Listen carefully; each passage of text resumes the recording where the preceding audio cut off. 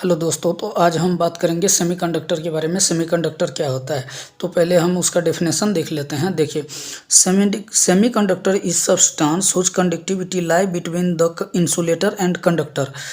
मतलब इसका कंडक्टिविटी जो होता है वो इंसुलेटर और कंडक्टर दोनों के बीच में होता है। अब कंडक्टिविटी होता क्या है, पहले उसके बारे में समझ लेते हैं। देखिए, कंडक्टिविटी क्या होता है, कोई भी मटेरियल का वो कैपेसिटी होता है। एक्चुअली में ये क्या होता है, कंडक्टिविटी किसको बोलते हैं, कैपेसिटी को। कौन सा कैपेसिटी, इलेक्ट्रिसिटी और हीट को एक जगह से दूसरे जगह तक पहुंचाने की क्षमता को क्या कहते हैं, कंडक्टिविटी कहते हैं मटेरियल का।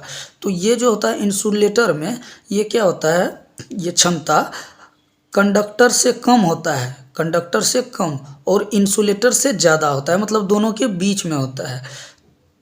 इलेक्ट्रिसिटी और हीट की को जो पहुंचाने का क्षमता होता है वो इंसुलेटर से क्या होता है, इंसुलेटर से ज़्यादा होता है, और कंडक्टर से कम होता है, दोनों के बीच में होता है। तो उसी को हम डेफिनेशन में जान लिए, क्या होता है, सेमीकंडक्टर का कंडक्टिविटी वो दोनों के बीच में होता है। अब इसी में कुछ टर्म होता है, फॉरबिडन एनर्जी गैप। एक टर्म आता है फॉरबिडन एनर्जी गैप, उसके बारे में हम जानेंगे। पहले उसके बारे में हम थोड़ा लिख लेते हैं, ठीक। तो देखिए, फॉरबिडन एनर्जी गैप क्या होता है, दो energy gap between the valence band and conduction band. मतलब वैलेंस बैंड और कंडक्शन बैंड के बीच में जो एनर्जी गैप होता है उसी गैप को क्या बोलते हैं, फॉरबिडन एनर्जी गैप होता है, उसको बोलते हैं। अब ये फॉरबिडन एनर्जी गैप जो होता है वो अलग अलग होता है, सेमीकंडक्टर में अलग होता है, इंसुलेटर में अलग होता है, कंडक्टर में अलग होता है। तो अब सेमीकंडक्टर का फॉरबिडन एनर्जी गैप कितना होता है उसके बारे में हम जानते हैं। देखिए, the forbidden energy gap of semiconductor is lie between the conductor and insulator. ये जो इंसुलेटर इसका फॉरबिडन एनर्जी गैप होता है, सेमीकंडक्टर का फॉरबिडन एनर्जी गैप होता है, वो कहाँ लाई करता है, between the conductor and insulator. मतलब इंसुलेटर और कंडक्टर के बीच में लाई करता है। जैसे कि आपको हम पहले बताए, तो कंडक्टर और इंसुलेटर के बीच में लाई करता है। मतलब क्या हुआ, इसका जो फॉरबिडन एनर्जी गैप होता है कंडक्टर से क्या होता है, एनर्जी गैप जो फॉरबिडन एनर्जी गैप होता है वो कंडक्टर से क्या होता है, कंडक्टर से ज़्यादा होता है और इंसुलेटर से कम होता है। फॉरबिडन एनर्जी गैप जो होता है सेमीकंडक्टर का, वो कंडक्टर से क्या होता है, कंडक्टर से ज़्यादा होता है और इंसुलेटर से कम होता है, वो दोनों के बीच में होता है। तो उसी गैप को क्या उस गैप को क्या बोलेंगे, सेमीकंडक्टर का फॉरबिडन एनर्जी गैप, जो कंडक्टर से ज़्यादा हो और इंसुलेटर से कम हो। यह मतलब अलग अलग मेटल के लिए अलग अलग होता है। जैसे कि सेमीकंडक्टर के बारे में जान लेते हैं। देखिए, बता, in case of germanium, germanium के केस में जो फॉरबिडन एनर्जी गैप होता है वो 0.72 इलेक्ट्रॉन वोल्ट होता है, ठीक। और सिलिकॉन के केस में जो होता है फॉरबिडन एनर्जी गैप वो 0.7 इलेक्ट्रॉन वोल्ट होता है। अब इसको हम डायग्राम के थ्रू समझेंगे, फॉरबिडन एनर्जी गैप क्या होता है, और वैलेंस बैंड, कंडक्शन बैंड जैसे आपको बताए हम पहले, वो क्या होता है, उसको हम डायग्राम से समझेंगे। तो देखिए, अब उसको हम डायग्राम से समझेंगे, ग्राफिकल। जैसे कि मान लीजिए ये हम एक बैंड ले लिए, ठीक।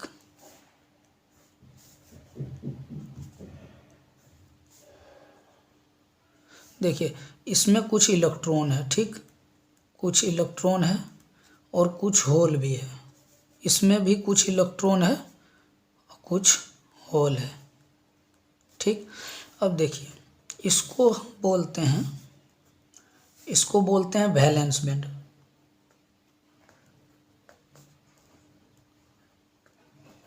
इसको बोलते हैं कंडक्शन बैंड।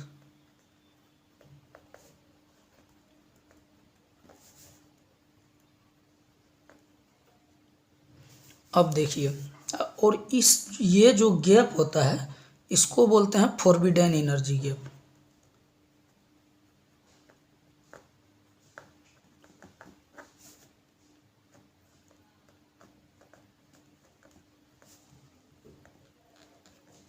एनर्जी गैप, अब समझते हैं इसको। देखिए कैसे बोलते हैं।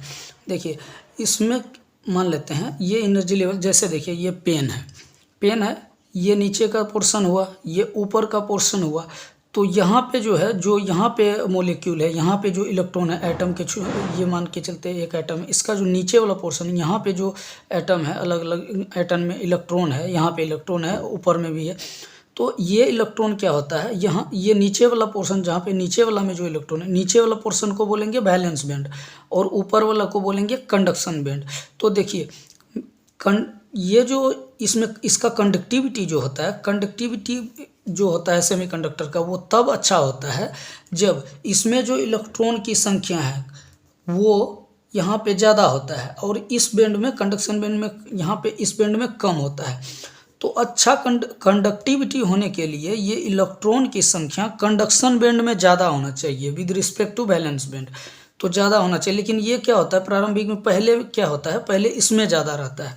तो जब हम इसको एक्स्ट्रा एनर्जी कुछ प्रोवाइड करते हैं, एक्सटर्नल एनर्जी देते हैं हीट के फॉर्म में या इलेक्ट्रिसिटी के फॉर्म में, इसको जब इलेक्ट्रिसिटी प्रोवाइड करते हैं, मतलब एक्स्ट्रा एनर्जी देते हैं, तो ये इलेक्ट्रॉन इसमें जो होता है वैलेंस बैंड में, वो एक्साइटेड होके क्या करता है, जंप कर जाता है कंडक्शन बैंड में, इस बैंड में चले जाता है।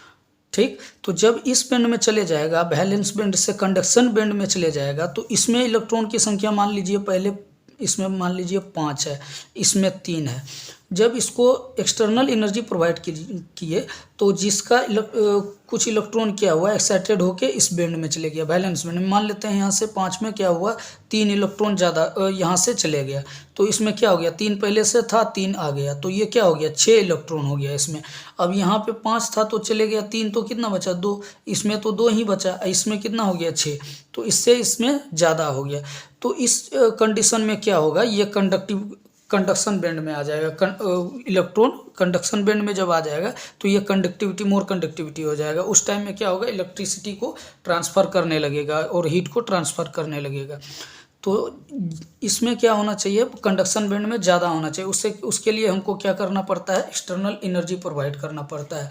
और ये जो वैलेंस बैंड है, इस वैलेंस बैंड और यहाँ से ये जो इलेक्ट्रॉन जाता है कंडक्शन बैंड में, इन दोनों के बीच में जो ये गैप होता है, यहाँ से यहाँ जो जाने में टाइम लगता है, इसी गैप को, इस बीच में कोई इलेक्ट्रॉन नहीं होता है। ये गैप जो होता है इस बीच में, जिसको फॉरबिडन एनर्जी गैप बोलते हैं, इसमें कोई इलेक्ट्रॉन नहीं होता है।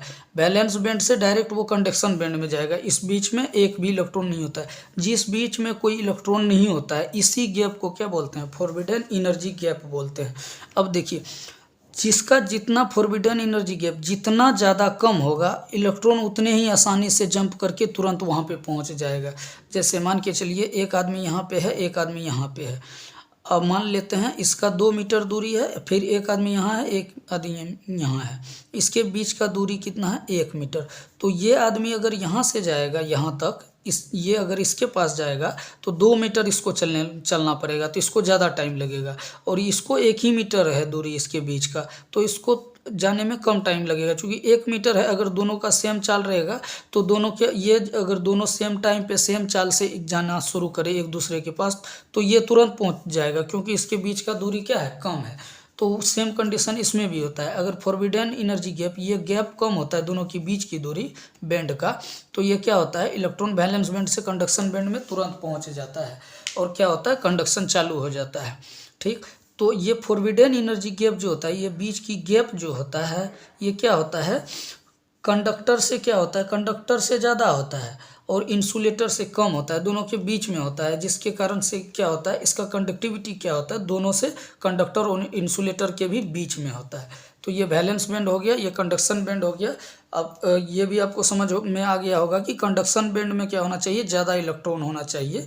ठीक, तो उसके लिए हम क्या करते हैं, एक्सटर्नल एनर्जी प्रोवाइड करते हैं सेमीकंडक्टर को। ठीक, अब ये सेमीकंडक्टर 2 टाइप्स के होते हैं, इंट्रांसिक सेमीकंडक्टर होता है और एक्सट्रांसिक सेमीकंडक्टर होता है। इसके बारे में हम आगे वाले लेक्चर में करेंगे कि क्या होता है इंट्रांसिक सेमीकंडक्टर और क्या होता है एक्सट्रांसिक सेमीकंडक्टर। ठीक, तो हम उम्मीद करते हैं कि आपको इतना अच्छा से समझ में आ गया होगा। अगर समझ में आ जाए तो प्लीज़ लाइक एंड सब्सक्राइब करें।